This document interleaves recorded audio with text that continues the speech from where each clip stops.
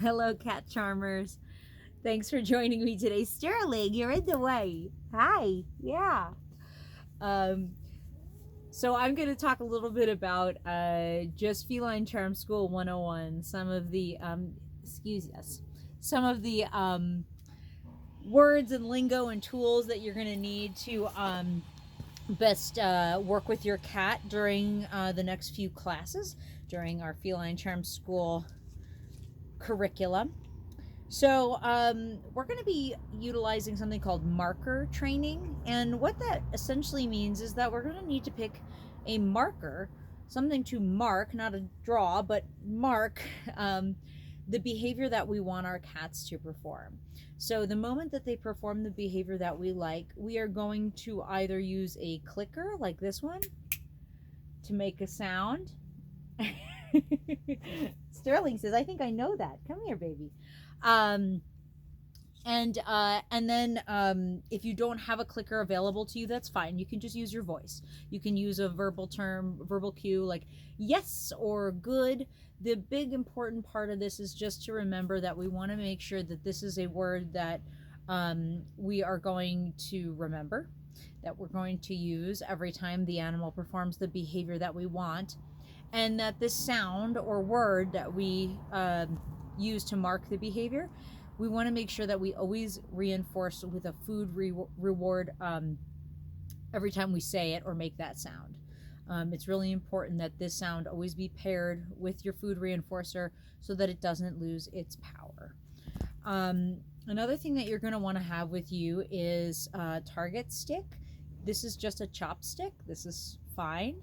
You can also purchase a target stick that would have a little ball at the end of it. That'll help give your cat a little bit more of a visual of where they're supposed to be touching their nose to or targeting their body to, or there's many ways that we can use this. I have found with my crew that just using a simple chopstick works just fine. You could also use a pen or an unsharpened pencil, the eraser side. And of course, last but certainly not least, you're going to want to have some pretty yummy treats with you. So I've got these are moist treats. You can also, the reason why I like the moist treats is because they are quick to be finished. You give them a little glob, they lick it, they're done. You can move on to the next thing you were going to train. If you're going to use crunchy treats, make sure that you break them up really small so that it can be just a quick little, a little nibble. We don't want them, we don't want to performing a cue and then marking and then treating and then having them going crunch, crunch, crunch, crunch, crunch for a few minutes until we are able to move on to the next cue.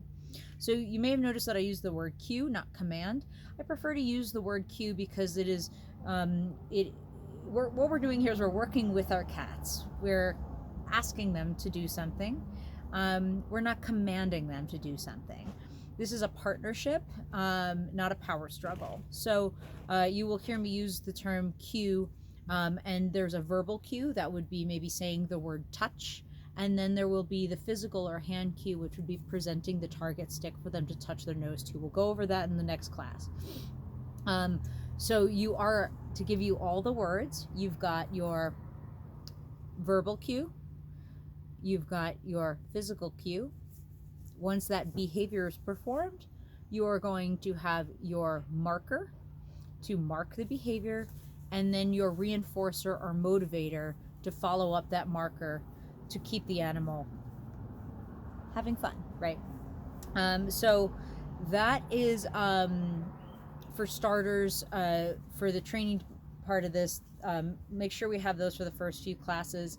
Another thing that you're going to want to have on hand is going to be a cat carrier and then some kind of mat that you can use to use as your base when we work on our base cue. And we're also going to teach your kitty to be more comfortable going in and out of the carrier on their own. So having a nice big cat carrier that opens easily, and I've got one right here that you can,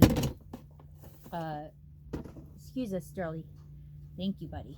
One that you can easily take apart. You can see that this one actually has clips that just come up and you can take the lid off real easy. Those are ideal. Okay, I think that's it. I think you're ready. I'm excited to get started training some cats.